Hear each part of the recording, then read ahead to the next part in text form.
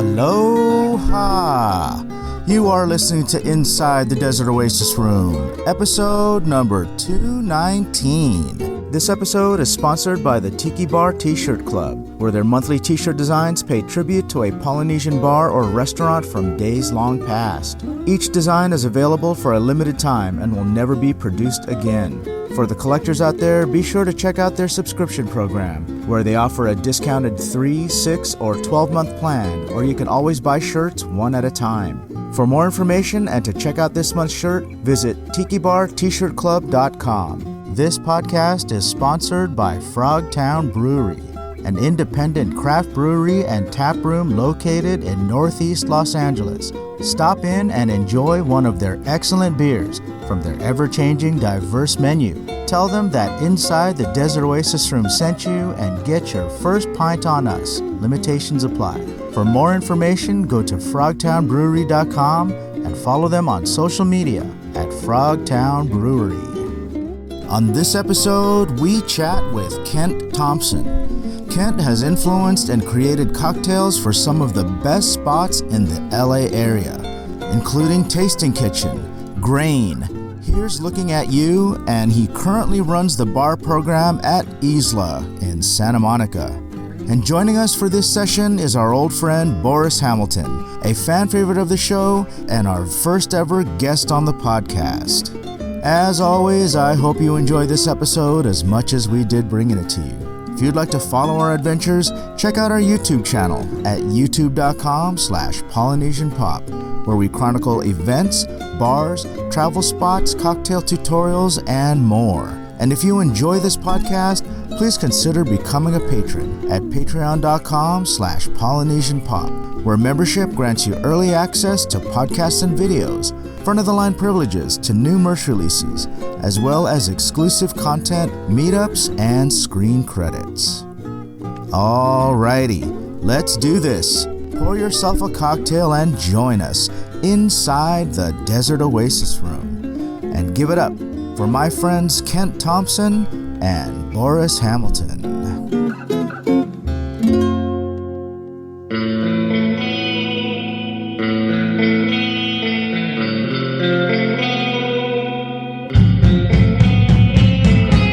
Inside the Desert Oasis Room.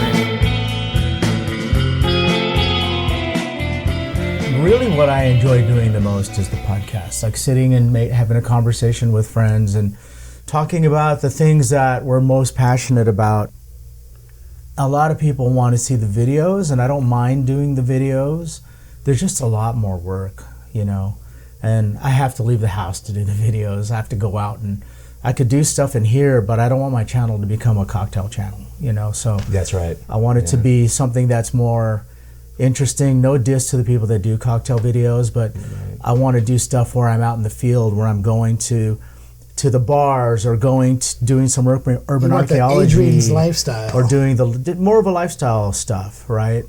And I enjoy doing those, but then I come home with all this footage, and I have so much stuff that I have to sift through and edit, and it's just a lot more work. But I love sitting down, like with you guys or with anybody else, and we have cocktails, and we talk about some interesting stuff, the things that we find interesting to us, you know. So that's like the one thing I remember from the podcast is always that I remember specifically. It was they're totally. I don't want this to be a cocktail. I don't want this to be a cocktail or like a you want it to be like a fun mix of things. I always remember that. And I thought that was cool because you have these ones where you get these like dancers on here, but you know like. Well, you know, like, or like just different. Some people have their niche, and that's fine. I don't have a problem with that. But there's a reason why I am choosing to do a lifestyle video, and Boris may know this. He may not. I'll tell you. There was a time when I was trying to find out more about my family, and I was hitting a dead ends. Because here's the thing, like genealogy stuff with your family? Genealogy stuff, right? So I don't know anything farther than my grandfather, my dad's dad, right? And I was too young and self-centered to ask my dad about his grandfather and his great-grandfather and so on and so forth. And the same thing with my mom. By the time I was old enough to care, my dad was gone, my mom had dementia, and there's no records of us past my grandparents because those were the oldest ones that migrated from the Philippines, right? So anyone before then, they're in the Philippines. And so I brought in one of my aunts, my dad's sister, and I interviewed her and asked her all these questions. And I learned all these things about them because I asked her, but also I learned that part of why I don't know is because some of them had gotten divorced at a young age for her, and they were already out of her life. And it was a kind of a bummer to me because I don't even know what my great-grandfather's name was, my grandfather's father, right? I don't know what he looks like, none of that stuff, right? So I just don't even want a name, right? Dang. It'd be great to know like the origin of my last name and all that stuff, but I don't know any of that. So one day it occurred to me, and I just kept getting pressured to do videos. Like I had a sponsor that kept wanting me to do videos, and I kept resisting it because I knew they weren't going to pay me more for doing videos. They just wanted more exposure. And so I kept resisting it for that reason. But then this is what changed my mind. I realized that if I record what I'm doing, and I'm not an influencer where it's just like, here's what I'm having for breakfast, but if I record what I'm doing, if people see like who I'm hanging out with and the places that I go, the car that I drive and all this kind of stuff, all these mundane things that people think are stupid to record. Yeah.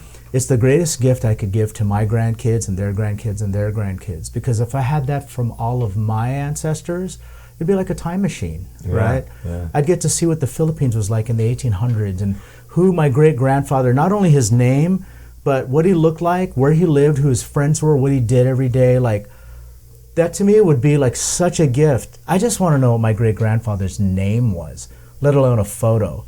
But if I had like a video log of all the things that he loved to do, my great-grandkids, who knows where they'll be?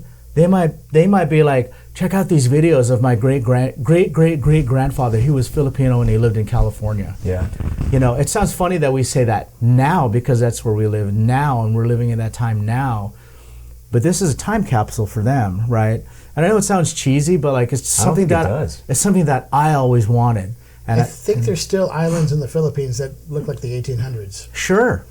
Yeah, there are tribes all over the world that they're still not talking to civilization, right? But to me, like it's like I said, it's something that I want. And here's proof that I think it's going to be interesting. Someone posts a video on YouTube from the 1940s, and they're just driving down Sunset Boulevard. It's a 10-minute driving down Sunset Boulevard. Constantly. And people go crazy. Every decade, the Vintage LA will share one of those. It's just some dude driving down Sunset. 6 blocks down Wilshire, and everyone's like, oh my God! Right.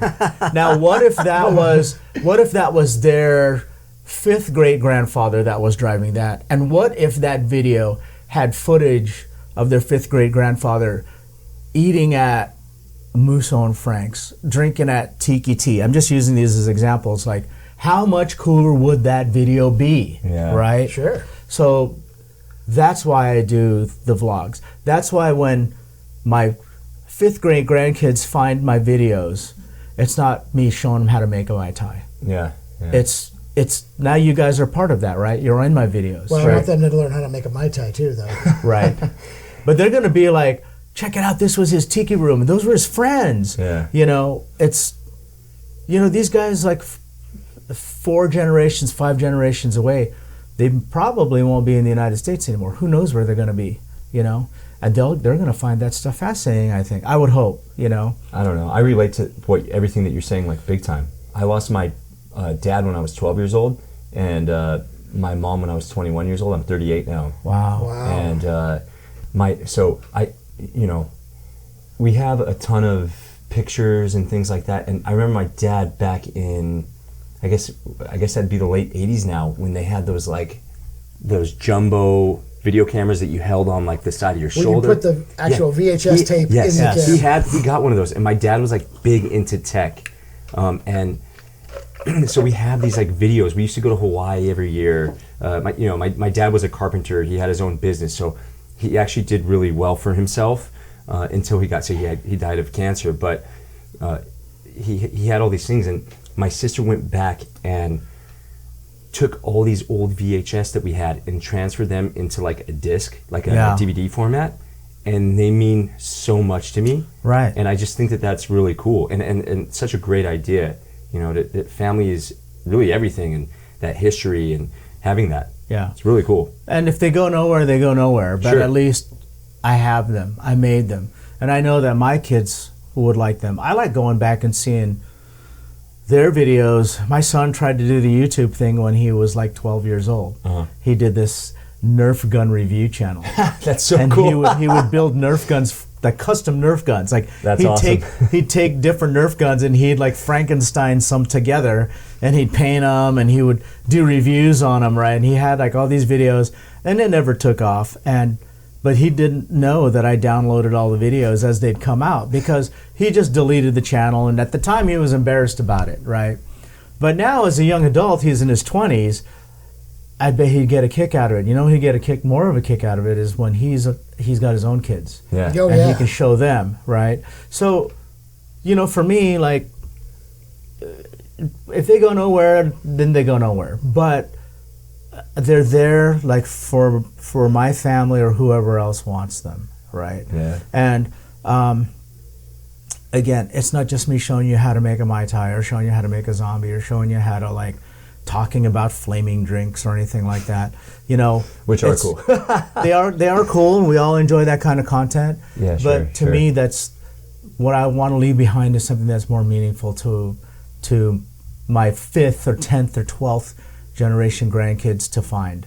You know, Totally. they could see what life was like, the places that I hung out with, what my friends looked like, the car I drove, the place that I lived in. You know, The Mazdas in your vlogs? the Mazda's in my vlogs. Okay, cool. Yeah, What's the Mazda? the car I drive. Oh, okay. Yeah. So that's the long, cheesy description of why I do the vlogs, and why I do less and less of why I don't want to have a cocktail channel. Sure. And why I do less and less of the podcast. Although I really love doing the podcast, it's just I have to be more. What's the word I'm looking for? Life has just taken over, you know. So I have to be more intentional about it, you know. So, which is why, you know, thank you to Boris, right, for setting this up. It was Thank his you. idea. Oh, good. Well, I don't know. It was I said to Boris, I said, I would love to go to the Desert Oasis room and hang out and have some drinks. You know, I wasn't sure what that all entailed, but I just figured it would be cool to come check this place out, you know, hang out, have some fun drinks. What an honor. For me. What man, an honor, for me, man. yeah. For me Yeah. that you would say that and think that, and then you packed up a cooler I got all and the boxes of rum, and then you're making what did I us. say? And look at this thing, man. And look at this. You're infusing spirits, Hopefully- and you're making syrups. Like I know what I said, but hopefully I just said, really? I can count on Boris. You know, the thing is, when I decided to start a podcast, he's the first person I called. Really? Yeah. And So, wait, how did you guys meet? I don't remember. Tiki Central had a lot to do with it. Oh, Tiki okay. Central? And then I met him at Tiki T. He introduced himself. I don't remember this. I walked in and you were sitting on the stool, on the doorman stool, One of the red ones. and you're like, "Hey, aren't you Boris?" And I was like, "Yeah." You remember this? And you were like, "I'm Polynesian Pop," and I'm like, "Oh, okay, cool." And then I went and sat at the bar and was probably like, Oh, what a fucking weirdo. That's back at in those Boris for days, sure. I sat on the far. Mikey was on the far end back then, and I was like, "I'm gonna go That's down. right, I gotta yeah. go down here." I'm going to go down here and get away from that guy. Back in the days when they set your drink down, and if like you had like 3 seconds to pay, Yeah. there was no tabs, and pre credit card, there was no tabs in those days. No tabs. Like Pre-credit card days. here, which was like 7 years ago. Here comes the drink. Pay now. Yeah, they wouldn't leave until you paid. What? And then Mikey Yeah, does I this remember. thing where he's like, he still does it, where he's like, it's 34. Yeah. He still does it. It's like, dude, you still have to pause to think about how much it costs. You've been working here for 25 years. That's just a delivery. It's you got to math. You got to do quick 14. math. I get it. That's hilarious. But he's like does like a half lean too. It's 17. That's hilarious. Leave it open. Leave it open. I love it. You know, apparently I made him cry yesterday. Apparently. So I did a symposium yesterday on the history of the Tiki Tea, Ray Bioen and the Tiki Tea.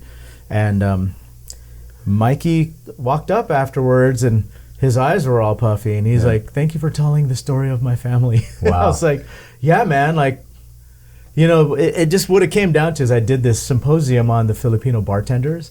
And I was looking for a symposium to do this year. And I thought, well, maybe I should drill down on one of those guys. And I was trying to figure out which guy should I drill down on? Like, who's going to be the easiest to research? Like, who has the most information? Sure. Then I thought, oh, well, shit, Ray. Like, it never crossed my mind until that crossed my mind to drilling down into one of the guys. I imagine there was a bunch of them, but, you know. There's a bunch. I mean, you could probably find stuff dozens, but. Probably find stuff on Mariano, Tony Ramos. But all the other guys are too obscure. The tips guy is big. The tips guy is big.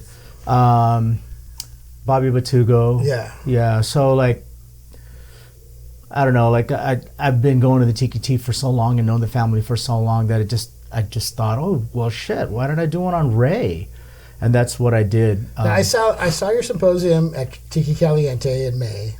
Much different than it is. I don't remember if I now. was in it. If I'm not, then we need to fix that. Oh yeah, we can fix that. Yeah. I can't believe you wouldn't be in it though. I don't. I think I may have been. You should have been. Yeah, well, I don't know. Yeah. How did you start going to the tea originally? Great question. So, I used to work. There's two really good explanations for that. I used to work in Santa Monica area. I lived in Diamond Bar, but I worked off Santa Monica and Saltel. Okay. And when I'd get off work, sometimes I'd go to the gym, and then sometimes I'd go to the Tiki Tea. I was always trying to do something that was keeping me out of the traffic until the traffic died down. It's a lot worse these days. Okay. It was bad then. It was a lot worse these days. Like I didn't need as much time these days. I could just distract myself for a couple hours and then hop on the freeway at like 7 or 8 o'clock. It was fine. If you do that these days, it's horrible still at 7 o'clock. That's one. And another reason why I would stop there was I was one of these club kids. I was in my 20s. I'd go clubbing in Hollywood. Okay. We'd go to the Diamond Club and Arena and Circus and like, I know, look at Boris's disgusting look on his face. Is Arena still around? That name sounds so familiar to me. I don't think it's around anymore.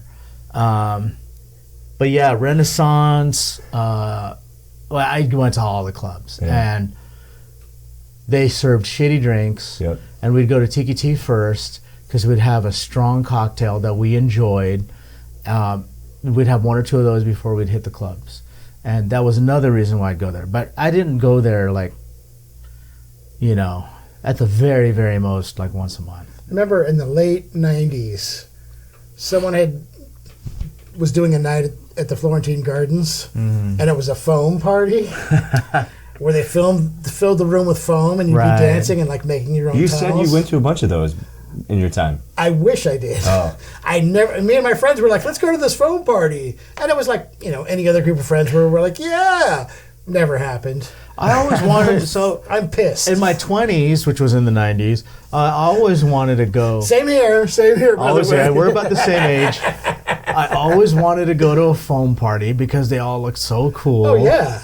But I kind of still want to go to foam parties. The foam parties need to come back. I never knew where they were, so I never had a chance to go to one. And then I talked my way into feeling better about it, thinking like, oh, well, everybody's going to be sticky, and you're going to be sticky afterwards. And, you know. You're going to be clean, though. You're going to be squeaky it's like clean. going to the dog wash or whatever, the groomer. So Boris knows this, but Kent, back then, I had blonde hair. So, oh, nice. Because I was a club. I was bleach blonde. Nice. I will say this.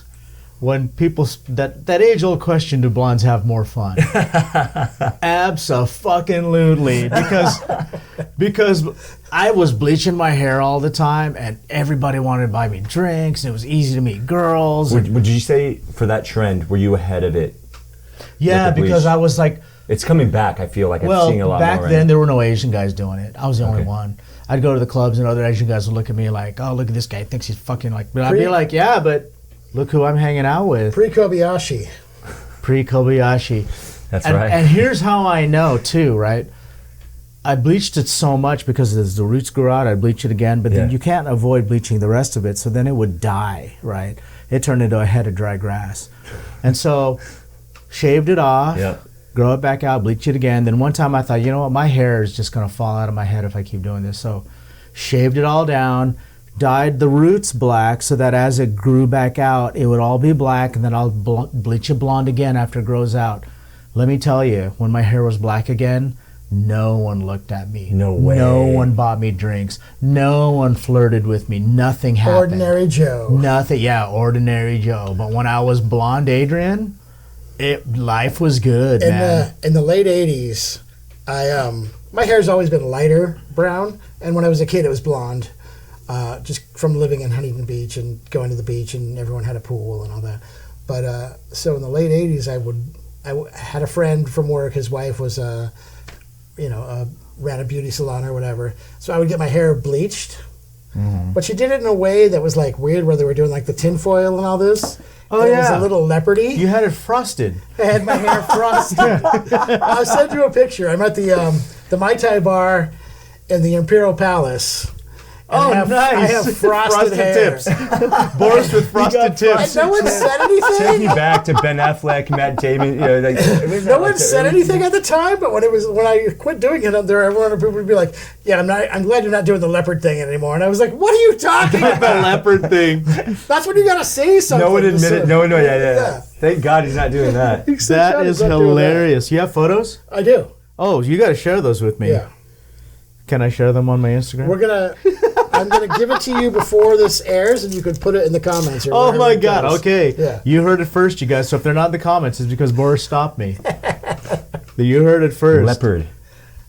I don't think it looked leopard, but everyone's like, "Oh yeah, it was kind of like a leopard look." You can do the leopard thing like again. blonde, like white and tan, or white and spotty, or whatever. So later on, like with the Rush Hour movie, Yeah. there was a villain, an Asian guy with blonde hair. Yes, I know which one you're talking Someone about. said to me one time, like, "Hey, is she gonna do that villain thing, like the Asian villain thing again?" Oh and I my was God. like, "What are you talking about?" And they're like, "Yeah, Rush Hour. You know Rush Hour?" I'm like, "Yeah." And like, "Yeah, the Asian guy, the Asian guy with the blonde hair." And I'm like, "Fuck you." He really looked like Alyssa Milano from Mortal Kombat or whatever that was. What was the fighting? What's the fighting video game? Yeah, Mortal Kombat. Street Fighter. Street Fighter. It was either Mortal Kombat or Street Fighter. They made a movie I'll of tell you both this, of them. Boris. If you post your Frosted Tips photo, I'll post my blonde hair. You photo. love your blonde hair. I do picture. love That's my the blonde thing. hair. Yeah, I post it all the time. I've seen you whip that thing out more than you whip out your credit card. Oh my God, man. Oh my God, yeah. It was a good time in my life. Sure. It was fun. And I was kind of best friends with Fabio at the time. No way. Yeah, Fabio the model. Oh yeah, I know Fabio. I saw his car break down in front of the Del Taco on Highland and Santa Monica one time. Oh, love it, love it. That makes sense. My first motorcycle I ever bought, I bought it from, I want to say, a shady dealership in Alhambra, like a one-off, and I saw him there. Dead serious. That's hilarious. Dead serious. So you Was it probably a bought it from Ducati? them. Yeah, it was. Yeah, a it was a Ducati. Ducati. He rode Ducatis. Yeah, yeah. That's hilarious. I mean, love it. I'm sure Fabio was a good guy. He was a good guy. Yeah. He actually was a good sport about the way people saw him too. Yeah, why not? And Yeah. he was, at the end of the day, he was still hooking up. Oh yeah, yeah. He was a fun guy. But I want to ask Kent if we can talk him into making us another drink. What do you think? I think he will. Yeah, I almost definitely. Yeah, I've got this. I've got the stuff out I for don't know it. why I'm saying. I think he'd be up for it. All right. I think we can make that happen. I'd love that. And while you're doing that, I want to tell people about who you are, because it's a real treat to have you here, Kent. Thank you. You are. I'm excited. I don't even live here. Right. You're one of the more skilled bartenders in the greater Los Angeles area. Thank you. Coming from the Tasting Kitchen in Venice, and then Grain, which is the speakeasy in the back of Playa Provisions. Which I love. We got to get back there quick. I love it because too. they have this pretzel burger on Thursdays. Oh my God. Yeah, that was from the Triple. Okay. When that was still open, they had this pretzel burger there with the apricot jam and like truffle or something or other. Is that the one that they're still doing? I think so. And like they'll post it like Thursday morning, and then at the end of the night they'll be like, "It's gone." Love it. And I don't love truffle. Truffle tastes like feet to me, but I'm still gonna give it a shot. And then from Grain, here's Looking at You. Yeah. Another one of my favorite bars. He's taught me how to say that. Because Here's Looking at You is a mouthful. Best Mai Tai in the city. Best Mai Tai in Southern California. 100%. I say that all the time. I say that all the time too. I say that all the time. Like I will punch someone. People challenge me and say, "Well, that's a pretty bold statement." I hear that a lot. The Mai Tai is the reason. I shouldn't say the reason. It's one of the reasons I really wanted to work there. Was that Mai Tai? Oh, really? Yeah. So Jonathan Whitener, he was, and for our listeners that don't know, he's the owner of Here's Looking at You. He later opened another spot called All Day Baby. Jonathan Whitener, a friend of the podcast, he was one of the regulars at Tiki Tea. That's how I met him. And at the time, he was working at Animal. He was like the head chef guy. He was the guy. Yeah. At Animal. Yeah. And he was the animal. He was the animal. He is the animal. As a matter of fact, he is the animal. I used to call him Animal. I used to call him Animal because I didn't know what his name was. I'd say, "Hey, what's up, Animal?" And he'd be like, "Oh, okay, I'll take that." So anyway, sounds like him. Yeah, it does. So one day he opens Here's Looking at You, and we're like, "Oh, we got to try Here's Looking at You." And Jonathan has always been such a great hospitality guy, right? So we walk in, me, Boris, and a couple friends. We're doing a LA crawl. One of our LA crawls, and all of a sudden, at 11 a.m. They were doing brunch still. All of a sudden, a bowl drink for 4 people shows up in front of us. Like no problem, no. And we're like, we were going to do one and done. I was making these guys try the Mai Tai. Yeah. And then we were going to do one and done. And then, of course, some of these guys were like, "Oh, I haven't eaten yet." Right. And Frank ordered the grilled cheese with tomatoes or whatever. Right. And he finishes it, and he's picky about his food and kind of a snob in his own way. And he's like, "That's the best grilled cheese I've ever had in my life." Yeah. It's dope. Then the tomato dish shows up. Yeah. We didn't order the tomato dish. It just drops down in front of us. Yeah. Amazing. So keep going. Sorry. Bowl drink drops down. Yeah. Same way, we didn't order it. Like, Diablo's Inferno? Yeah, that one. Yeah. We look at each other. Did you order this? No, we didn't order it. No. And then the bartender says, "Oh no, this one's on the house." And we're like, "On the house?" And I turn around to look at the kitchen, and Jonathan immediately ducks. Right? I'm like, "Oh, he saw us walk in. Yeah. So, oh, how nice." So then we enjoy the bowl drink. Yeah. We order more drinks. Yeah. We enjoy those. And then on the way out, we walk straight to the kitchen. Oh, yeah. And I pull him out of the kitchen. I'm like, "Dude, come over here. Let's get a photo. Thank you for the bowl drink." He's like, "Oh, yeah, anything, for you guys. I could appreciate that." And made him feel a little uncomfortable, And then later in the day, we finish our LA crawl, whatever. And he posts everything on Instagram. They repost his thing. Yeah. And then they tell the story of how we walked in there. But they're slightly mocking us. These guys are doing a tiki crawl. Wouldn't you like to do a tiki crawl too? Well, they did something. They did post something like "Be cool like these guys." Yeah, something along those lines. And we were just like, "That's cool." I think. I think it was meant to be a compliment. It definitely was. Yeah. It definitely was. No, there's no mean spirit. I have more though. I have more story to that. Oh. So, during pandemic, Here's Looking at You closes. Okay. And it closes indefinitely. Yeah. And we actually thought we lost it, right? And just prior to pandemic, they opened All Day Baby.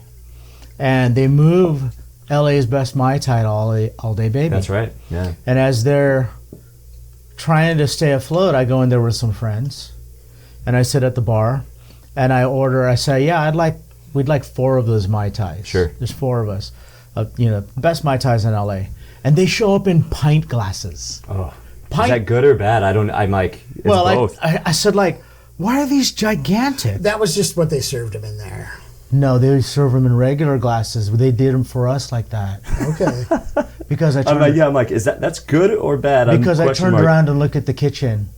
And Jonathan in the hallway. No, Jonathan, same thing. He leaned back real fast so that I couldn't see him, you know. And Well, he's not a ninja. he's not a ninja, exactly. That's why I see him every time. But the point I'm getting at is that he's a great host. I'm sure he's deadly with a sword. Oh yeah, you think? I think he's. No, I'm not going to say it. I'm going to say he's better with a gun, but I don't want to say. I don't want to say that. So what I'm doing is I'm giving Jonathan Whitener a shout out. If you guys are ever in the LA area, please check out his bars. Yes, please. His restaurants. Here's looking at you. Here's restaurants. Here's looking at you and All Day Baby. They are both in the greater LA area. All Day Baby is on Sunset in Silver Lake. Here's looking at you is in Koreatown. 6th and Oxford. So there you go. Shout out to Jonathan Whitener. But so you were there, Yeah. Kent, and then now you're at Isla At Fisher. Isla. Isla Fishers? Isla Fishers. Isla. She's an investor. No. I was gonna say, is she really? No. Isla. Isla. Yeah, so I'm over here at that place. It's been a crazy ride to say the least. We've been open now for about 3 months. I've done openings before, but it's been several years since I've done it, and this has just been a whirlwind for me of just feeling like I'm behind no matter how much I do. And we're finally starting to get our wheels dug into the dug in, and we're going now. Like we're moving and things are happening. Well, the day that I showed up, yeah, you were. Seemed like you had everything under control, but you were also. I could tell you were behind because you had to. I think it was a Wednesday when you showed up. It was like my Monday. Yeah, and you had to juice a box of limes. Yeah. And wow. But he was still like super hospitable. Everything was perfect. Everything was delicious. Oh, Everything's perfect And right now. We ate a lot, and I was with John O. John O. Yeah. And things passed the John O test. Did it really? Yeah, that's good. I could tell that guy was he was a tough critic. He can be.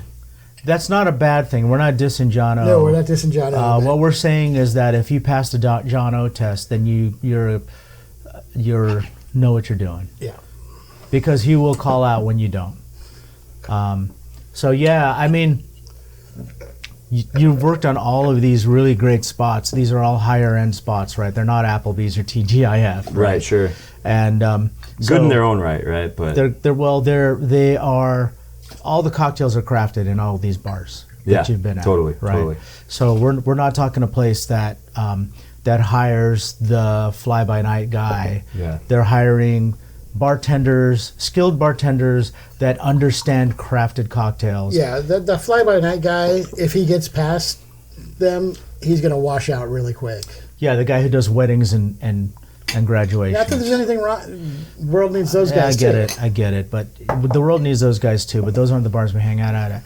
But so, having said that, right, I know. We know better. Having said that, I have a question that I want to ask you. Sure. That I ask every bartender that's been on this program. Mm-hmm. No one's ever been able to answer this properly. So okay. I want to get your take on this because it's kind of like it's this question for the ages, right? So Boris and I and my son and all our friends, we really enjoy these cooking shows. Yeah. Right? Yeah. So I really enjoy MasterChef. Tournament of Champions is the best cooking show there is. Okay. I know you're not on it. I'm not on that. But it is amazing. Because I love Gordon Ramsay. So I watch all the Gordon Ramsay stuff. But Food Next Level Chef. Tournament of Champions, they do it once a year. And a long time ago, I was into Iron Chef. Oh, everyone... Without Iron Chef, there'd be no food competition shows. Back in the old days, the original, when they were doing the translations, and the judges would be translated with the oh my God, it was so insane. It's so good. And I went to one of those guys' restaurants, Morimoto's in Waikiki, last year. So, and I have a story about that too. He came out and put his dick on your shoulder. That would have been incredible. Okay, cool. But he did not. Lessimoto, please. Lessimoto. I was gonna say he's Asian. It couldn't have hung over too far. And I can say that because I'm Asian. So, But these things. So like these chefs, right? They're celebrated for not only their knowledge but their pedigrees, their training, and rightfully so, right? You have these guys that have gone to the Cordon Bleu and the American Culinary Institute, and all of these great schools. And I would argue that you wouldn't be able to work in any of their restaurants if you didn't have the same kind of education, right? Right. If you walked in there and said, like, you know what, I was a fry cook at Long John Silver's, they're not going to let you work in their restaurant. They want to see where you went to culinary school and who you studied under. Sure. So here's the conundrum. I walk into a bar, and they're all our favorite bars, right? All these great bars, Death & Co. and the Nomad and Craft and Commerce, and I can go on and on and on. And you ask them, like, hey, so if I went to bartending school, could I get a job here? They would laugh at me. They would say, no, we don't hire people that went to bartending school. Yet the bartenders that get hired there, they're encouraged to further their bartending education by going to USBG meetings, going to Tales of the Cocktail, behind the glass events. You know what I mean? Like, yeah, totally. You're encouraged to educate yourself. That's how you get better. After. But if you educate yourself before, you're a pariah. My opinion, or you're asking Kent, but I have my own answers. But go ahead. Well, I'd like to ask both of you guys. So why is that? Well, I think, first of all, it doesn't matter where you went to cooking school or who you studied under. You're not gonna walk into the kitchen and they're gonna hand you a pan and say, "Okay, you're up." You're still gonna start doing the dishes. I get it. Taking out. They're gonna break you down and train you the way that you want to be trained. But your culinary the education, basics. Your culinary education is what's going to get you in the door in the first place. Right. Without it, they're not even going to look at it. Well, it'll help because there are dishwashers and other people in those jobs that do advance. I would think that's fewer and farther between than a bar back becoming a bartender. I think that they pay those guys accordingly. So, they'd rather pay a guy that they've worked with for 8 years than a guy walking in going, "I need $175,000 a year." Oh, that's never. First off, that's not going to happen. No one's getting paid that much. In my restaurant, I pay myself that much. I wonder. I haven't opened yet, but it's going to be very good. You own it. It's going to be very good. I mean, it's still like, is it a front of the house versus back of the house thing? Well, and then, bartending, same thing. It's like, that's great that you went to bartending school and you have your certificate, like you went to beauty college or whatever, but they're going to be like, why don't you go work at some, a more high profile or a high turnaround bar and get your basics in. But you're proving my point, that they're not, like, the culinary degree will get you in the door, but at the bar they're saying go somewhere else first. Right. I don't know. It really depends. My experience with back of the house stuff, like what you were talking about, Adrian, about having this pedigree of doing things. People who come in and stage there, it opens a door for them to come in. But you know what they're doing when those people that have spent thousands of dollars going to CIA and Le Cordon Bleu or whatever, these places, and worked in these these really nice places. Those people, the stages, it opens a door. Yes, you're right. They come in, but they're not getting on the line. They're cutting onions. They're shallots. They're doing prep work, which again is most of the work, right? For the bar, I don't know. I would say that obviously it depends on the bar, but it depends on the pedigree of the bar. A place like Death & Co., maybe they're going to tell you to, maybe they're going to have you bar back and stage in that sense. Or it's just very subjective, I'd say, to the place. Like, that's probably the best answer I've heard. Yeah, it's super subjective. So at Isla, I wouldn't say that we're brand new.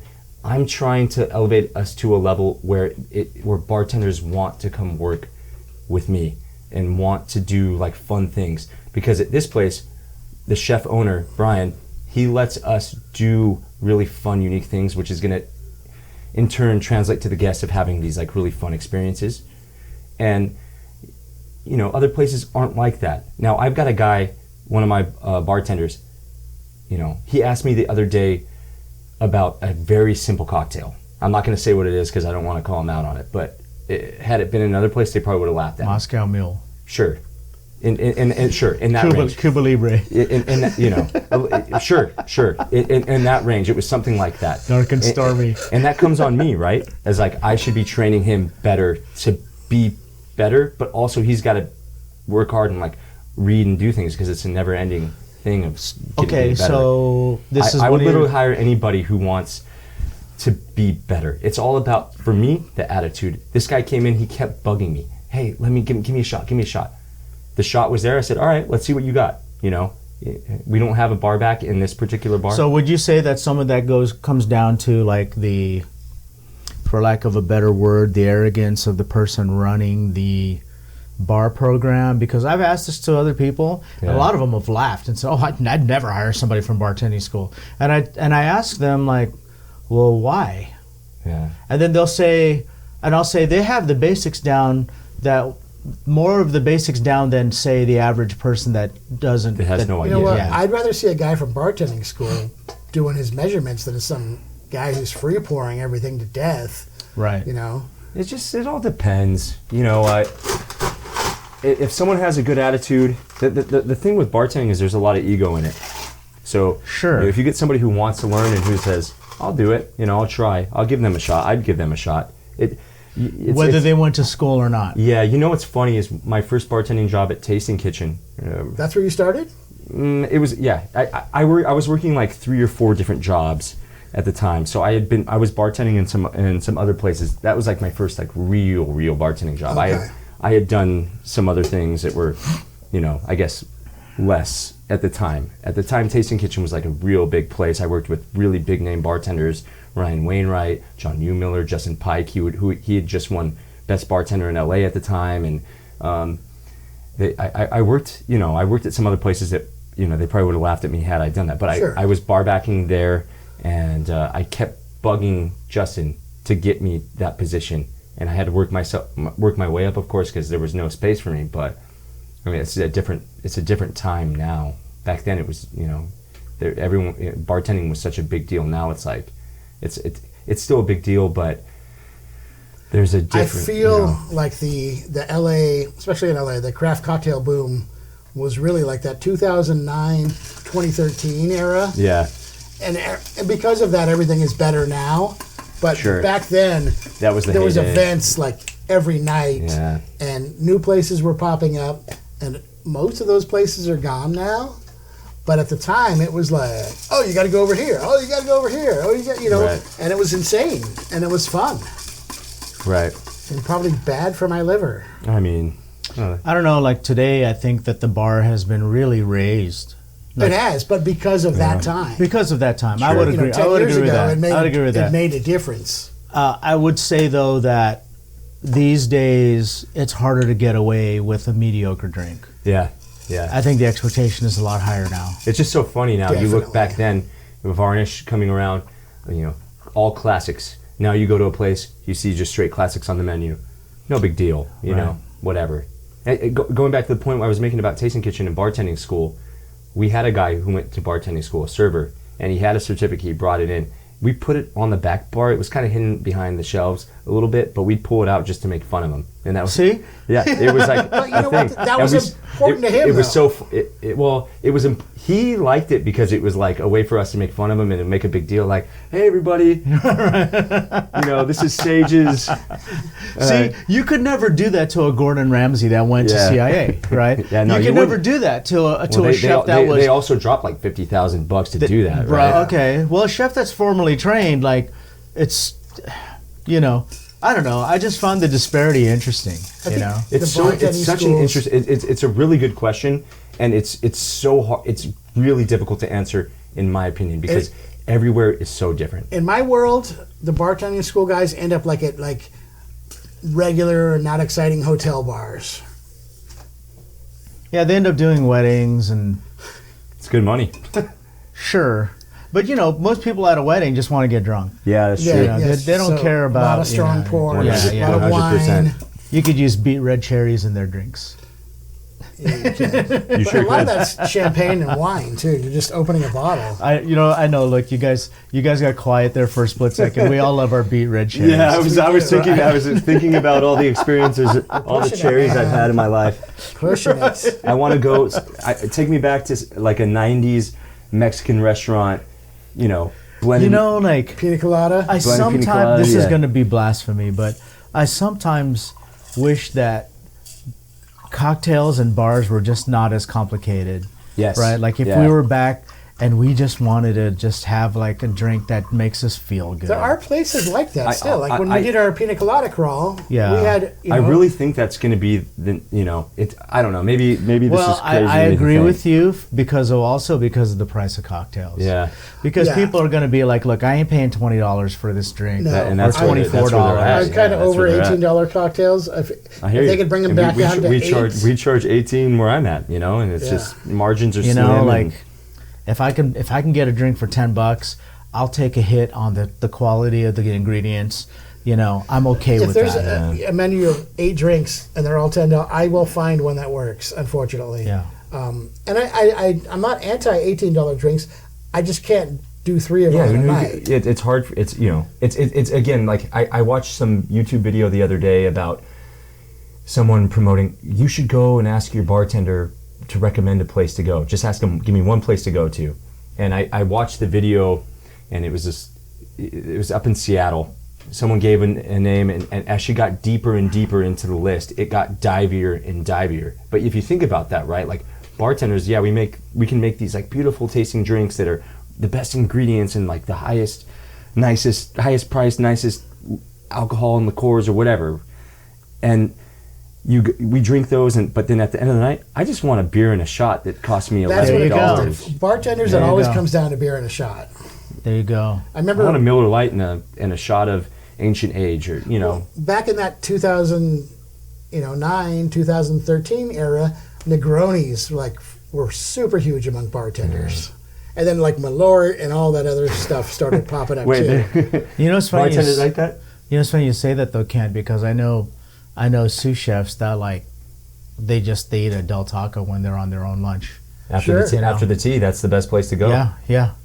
It's Del Taco. Yeah.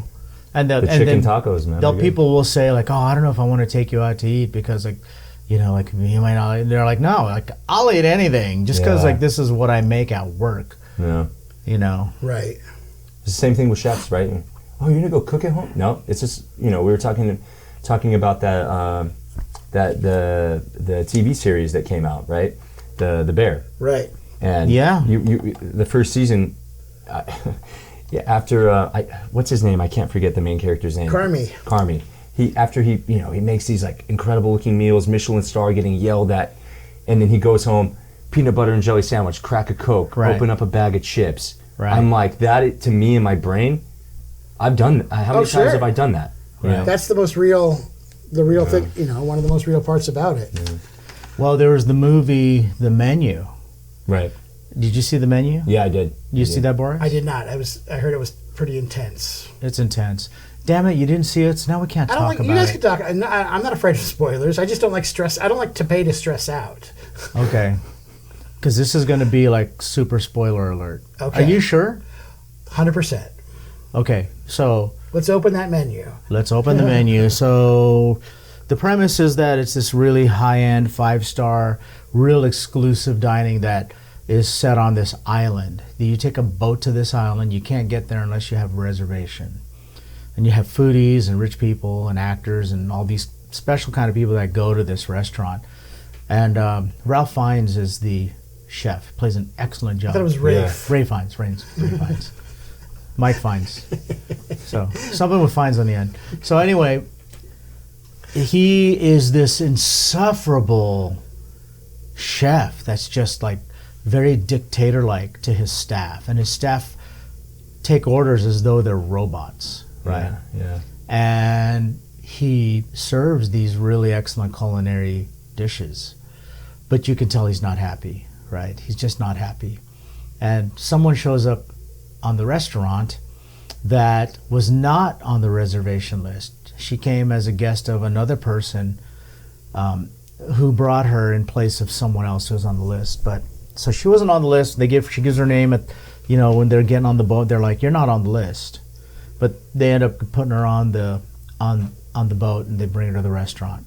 So I'm already like really spoiling this shit. Like, are you sure you want me to keep going? I mean, the movie's been out for a little while now. 25% in. Let's wrap. Let's head for the finish. So as course after course comes out, there's a story behind each one, and it basically culminates into the end where the final course is everyone meets their death, right? And she's spared her life, and I didn't understand why, but I, watched all the commentaries afterwards, like the,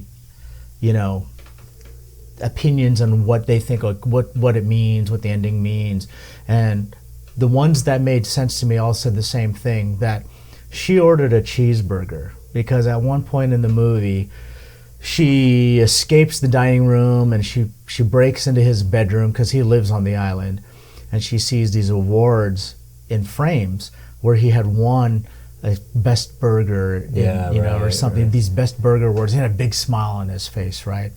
And so she orders a burger, and he makes this burger passionately and lovingly. And what people explain the meaning of behind that is that it was the last time he cooked happily. Because when he became a 5-star chef, he was no longer happy making these. And you see when he goes from course to course, he gripes to each person, like there's 2 people are food critics, and he cooks to satisfy the food critic, and then he gripes to a rich couple. It was the last time he enjoyed himself. Exactly. And he gripes to them about their expectations for the kind of food that they expect to eat there, and all this and that. And it was the last time he enjoyed cooking for himself, right? It was a cheeseburger, and she was spared her life, right? So because she chose. She was wisely. smart about it too. She chose something that she knew he would be happy to make. Okay. Right? Because everything else he made he was unhappy, right? So, and we talked about this earlier, right? You see like Gordon Ramsay yelling, and then and the menu that really, the bear, the chef that Carmi worked for was like Joel McHale. Was just so insufferable. Oh my God! Yeah, yeah. Right? Yeah. It looks like there's no joy. There's no joy in making these culinary dishes. But they explain why they do that in the second season of The Bear. Okay. And okay, don't spoil that for me. I know I spoiled the menu. Hang on. I'm not spoiling anything. Right. This season, there's 10 episodes. There were 3 episodes that, as they win, I was like, "This is my favorite episode." Oh. Then another one happened. I was like, "This is my favorite episode."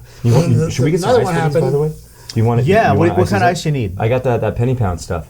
Okay. The block cubes. I'll go get it. Yeah. And so each 3 times it became my favorite episode. And every episode's great, but there were 3 that was like where I was like, "Wow." Yeah. And then it ends and you're like, I need more of this show. It's just it's really interesting, like what you're talking about as far as, and going back to the menu, of the roots of all of these people, cooks and whatnot, going into it is because they like it and they're happy doing it. But then it gets so uptight and wound up of this needs to be perfect and this needs to be this and this needs to be that, and that it's so common. And then it's just, breaking that down and right. Going back to that movie. Right. Another movie that's cool like that in a different way is City of Gold. Did you see City? I haven't seen that one. Thanks, Adrian. You haven't seen City, and I don't think you haven't seen City of Gold yet either, have you? Saudade de Ouro. City of Gold, I'm not familiar with. Jonathan Gold movie? No, I don't know that movie. Oh, that's a Jonathan Gold movie? Yes, it's about Jonathan Gold. Oh, okay. He made it while he was still alive. I love the name, by the way. Yeah, great. And City of Gold. You guys both, I'm giving you homework. I think it's on Tubi, actually, too, so it's not hard to find. And it'll blow your mind, and you will cry. City of Gold. City of Gold. And it just talks about how he unfortunately he died a few months after it came out. Okay. It was a really weird time for food because Bourdain died, and then Jonathan Gold was dead a year later, and it was like those two guys were really important for the way food is right now. Yeah. Yeah, you know what I loved about Bourdain was he was spindly. Well, I was going to say he was one of us. He was a guy that hung out in the same bars that we hung out at, and he did a lot. It ties into the whole menu thing. It does. Have a Negroni, drink a cheap beer, eat this. It doesn't need to be this fancy Michelin stuff. When he was still doing No Reservations before he went to Parts Unknown, he did 7 episodes. I think it was 5 or 7 on Tiki. He went to Tiki bars. Well, he went to Tonga Room. I know that. He went to Tonga Room. He went to Otto Shrunken Head. He went to Jade Island. He went to La Mariana. He went to... I didn't know he went to La Mariana. Cool. He went to La Mariana. How cool of an episode. He went to like 5 or 6. He went to Trader Vic's Emeryville. So he loved rum and tiki drinks. And then there's an episode where he's in Jamaica. I think that was Parts Unknown. And, they're at the Chris Blackwell estate or whatever, and these guys making these fabulous looking rum cocktails. There's one loose one. And it was just like...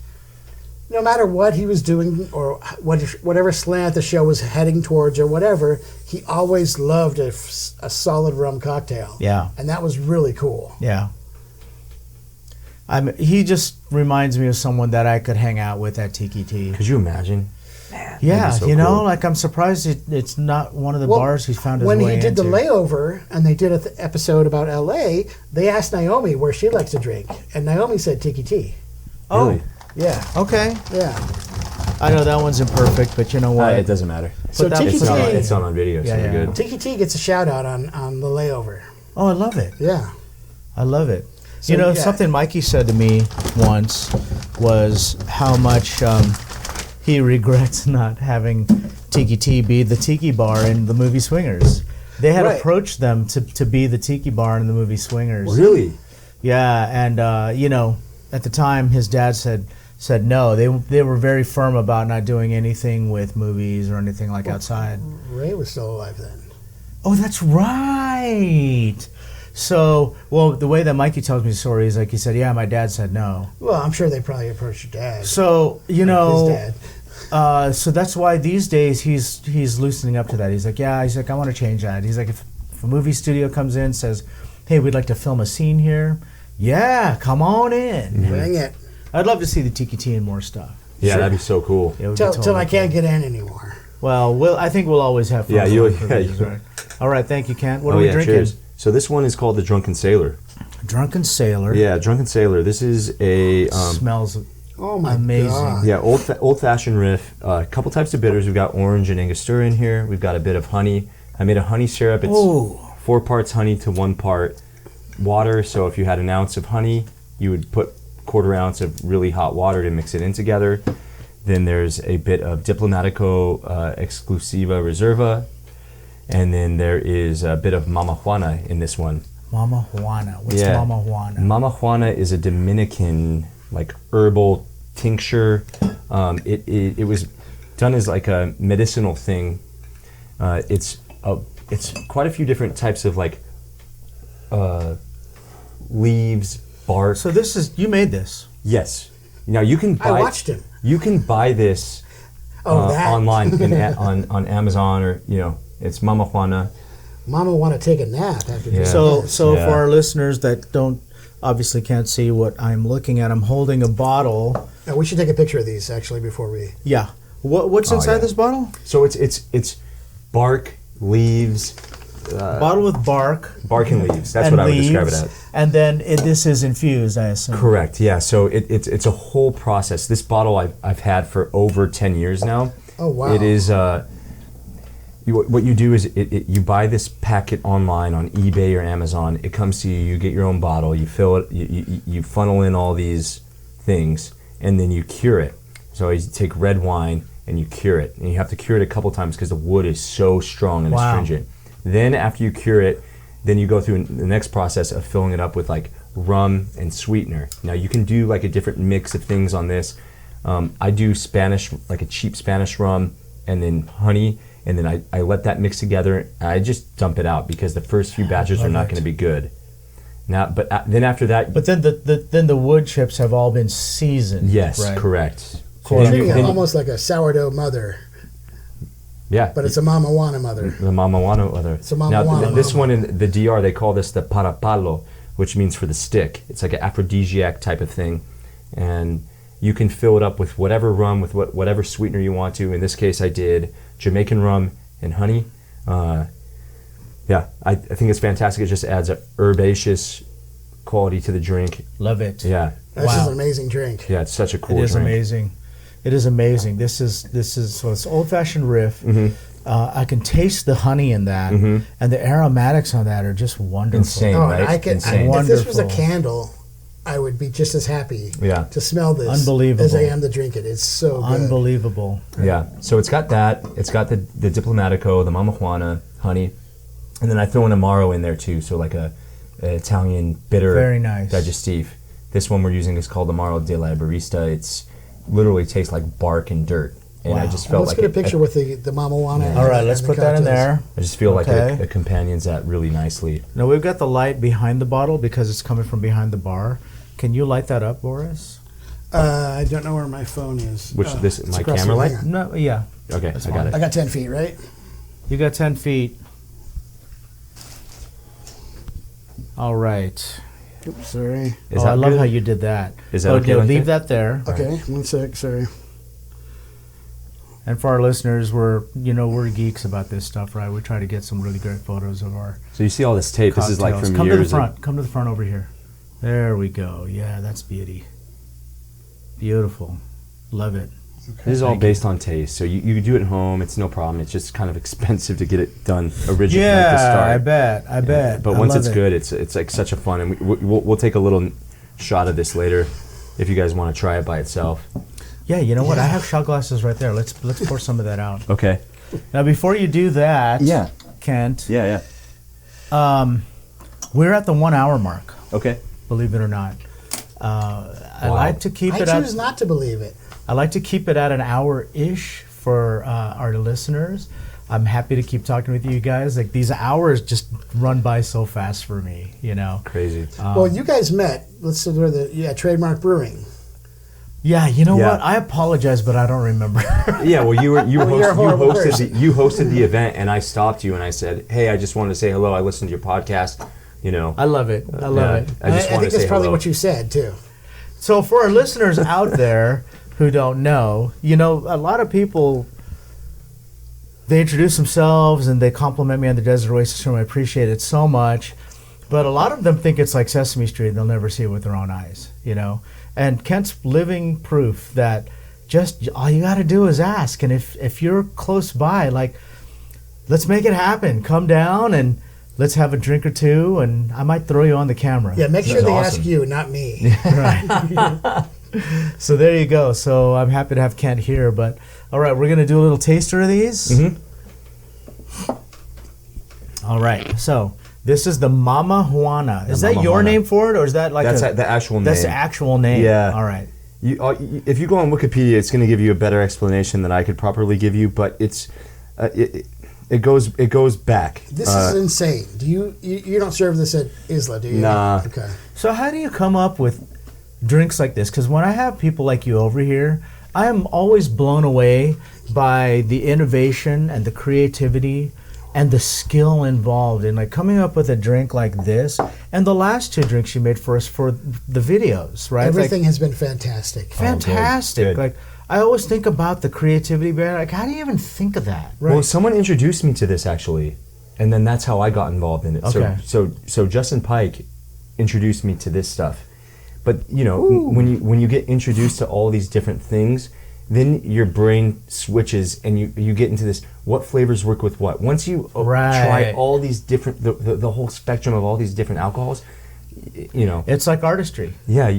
And where is Justin Pike now? He's not working in bars anymore. He always was an artist, but more of painting and drawing and stuff. Oh wow! And he lives on the East Coast now with his family. He's got a couple kids and he's doing his thing. All right, so. let's give this. His legacy will live on. Cheers. Yeah. Cheers. Wow. Oh, that is special. Right? Wow. I taste the sweetness in that. Right. There's the little bit of honey. Yeah. Again, you can do what you want on it, but It's weird. It wrapped around my tongue, Yeah. but it gave me a nice mouthfeel too. Yeah. Very neat. Yeah. It's just layering on more flavors Amazing. in this drink. Yeah. Amazing. All right. So, what's the name of your old-fashioned riff? The Drunken Sailor. Drunken Sailor. All right. Yeah. Cheers, guys. Cheers. Thank you guys for Cheers. driving out Sure. to Buttfuck Eastvale. The drive honestly was kind of nice, and you get out in it, and then you're around. You realize how open and wide it is. It's Yeah. kind of. Well, I'll tell you, It's breathing down your neck. I'm in LA every Yes. day, every week. These past 3 days, I was out there every day. I'm in LA at least once a week, sometimes twice a week, sometimes 3 times a week. I'll be in Long Beach tomorrow. Like everywhere I go is about an hour. Yeah. But here in Eastvale, I can have my castle. So I know it's not exactly around the corner, but I couldn't afford a house like this anywhere else. Yeah. That's why I'm out here. It was the perfect size, in my opinion, when my kids were here growing up. But they're both moving out. My son moved out when he was 17, and he started going to UCLA. And he's never really been back home other than like for 1 month or 2 month stints at a time between schools or whatever. And he's home right now for the next 2 months. With 2 cats. He's got 2 cats too? He's got 2, and I have 4, so there's 6 in the house right now. Oh, did he take 2 from here? No, he got his own 2. Got it. One of them, I'm lying. One of them was a stray that I took in. He took that, and then he Okay. adopted another one. Yeah. But I replaced the stray with one. So anyway, what I'm getting at is that it was the perfect size for when they were here, but now it's gigantic. It's just me and my wife. So, but hey, you know what? It's all relative. It'd be nice to downsize, so I have less of a house to take care of, but it wouldn't cost me any less. So Yeah, I'm then you just gonna Airbnb stay. those rooms. I'm just gonna stay. Yeah, I mean, like one with the cats, and then like having I'm people half walk kidding. through. Okay, well, no, people do that. I know. They Yeah. rent the rooms. If those rooms were not, if they had their own entrance, right, from Right. the outside, yes, And their own bathrooms. and their own bathrooms, Yeah. but they're just part of the inside of the house. So. Right. That's all right. You'll fill them with stuff. Are they upstairs? Is it like They're upstairs? upstairs. I mean, you could always. I don't know. I don't know what I'm talking about, but. But your kids are happy when they come home and they get to stay in their own room. They'll have their own rooms, but I doubt, like, when would my son ever stay in his own room again? Christmas Eve. Maybe if he has too much to drink. Yeah. They don't come out here so they can wake up for first thing Christmas morning? They're adults now. Yeah. This Christmas will be 24 years old. You think he's looking for Santa? Santa starts in Eastvale. Right. Santa starts in Eastville. They faked it for a while, like, oh, this is what I'd like for Christmas, and from Santa, I'd like this too. Like, oh, okay, well, you're supposed to write a note to Santa. Well, you could do that for us. I was like, okay, I get it. You guys know. And then one time I called them out on it. I said, okay, you guys know there's no Santa. Oh, well. You're going to put this on the podcast? What if someone's listening in their car with their kids? With their kids. Spoiler alert. Okay, so there's no Santa in Eastvale then. Not in Eastvale. So, yeah, so then I said, yeah, you guys know there's no Santa, so you ain't getting Santa gifts this year. So like, oh, well, does that mean that we can spend twice as much on our Christmas gift? Like, no, that's not how it works. So, we're downsizing all across the board. Right. Yeah. So, yeah. My folks, I remember my mom specifically, she always said, this is going to be the home base. And I think that's like an important thing. And that was always important for me in my family. It's very important. It is very It's a important. home Like, base. Yeah. I grew up in a home that I lived in as long as I lived in this one, and I consider that the home that's like my home, right? Yeah. But you know what? Like, I don't know if it's the way that they feel just right now because they're at that age, but they really don't want to live in Eastvale anymore. Yeah. My daughter's moving to Riverside in August, Which is what, across the street? I know it's about 30 minutes away where she's living. Okay. And then my son happens to be he's been looking at apartments out in Silver Right, Lake. but Sydney's still going to come by and do laundry. Probably. I mean, like, she's got laundry where she's living, but yeah, I don't know. So we'll see. And It's just a lousy feeling though. Like when my mom sold our house, And it was like, okay, come and get your stuff, you know. So like Yeah. you keep taking a little bit more of your childhood and whatever, your memories with you. And then when she passed away, then it was like, now I got to bring all my stuff. And it was just like, you know, I don't have the room. But also it was like, I liked it somewhere else. Plus saying bye to the family home. Yeah, right? that's never cool. That's the hardest thing. I actually thought, like, where would I live if I sold this house? If I downsized, like, where would Probably I the house live? behind Tiki T. I know, but I thought, like... Build a second story on TKT? That's where you're going I to live. thought, like, maybe I should move out there because I'm always at the Tiki T, and like, my friends are out there, and I do stuff in LA, and I thought, like, I don't want to move out there just because it's close to the Tiki T. I don't want to do that. That's like, not good. You know what I mean? Yeah, like, I do know. I don't want to be that, like, obsessive about it. Right. You know? So, I don't know, you know? So, for now, I'm not going anywhere. Well, when I was in elementary this school, is where I'm staying. The school I went to, there were houses, you know, I'm sure Where did you go to elementary school? Huntington Beach. Okay. There was a house, you know, the school's here. There's a house like right on the corner next to the school. So every time I'd be walking to school, like almost a mile, like, you know, not in the snow or anything like that, I'd be like, I wish my parents would move to that house. Right. You know, so I could walk 9 feet and be at school. Right. But now I'm like, you know, like the last few jobs that I've had, I was just like, I want to work in a place where I don't accidentally drive by on the weekend. Oh, that's I don't want to see any of the streets. I don't want to see anything reminding me of work on the weekend. That's a great. I want to be just like, that is a keep good thought. that away from me. Yeah. So I always wondered about the people that wanted to buy a place close to their work. Yeah. I understand the convenience. The convenience is cool, But you know what? Like, a job is a job. We always have a different that's job. more of a work forward person than I am. Yeah. I like to keep work and, I always thought, and like, regular life separate. love where you live. Your job's going to be where it's going to be. Right. Like, Love where you live, but shop in Tustin. but, you know, Where is that? Yeah. but like a year from now, you may not be working in LA. You might be working in Irvine. Right. Or you might be working in Long Beach or like wherever Well, that those people is, have like, a home base where all their stuff from their big wheel is still at their parents' house, so they can go to apartment to follow the work. I don't know. My stuff is like my apartment's getting more and more crowded, and it's not comfortable. And I think it's a live where you may, but work and shop in Tustin. What is this Tustin thing? That's what the logo for the motto for their city. Yeah, Gotcha. Tustin. No, one of my, so I trained this one girl, Lainey. She was like a server, host. She did everything in this one place that I worked at. None of which we spoke about, but she lived in Tustin, and that was always her thing. She's like, I live in Tustin. It's like, where? Right. You know. And she was proud about it. Right? She was super proud She about loved it. living in Tustin, yeah. Oh, yeah. Well, they have a crab cooker there, so Yeah. They do? yes, Wait, is that a Oh. restaurant? yes. What the hell is a Crab crab cooker? Is that is boiling? great. Is that like a It's boiling great. crab or something? No, it's not. Oh, It's keep that- great. I hate the boiling crab.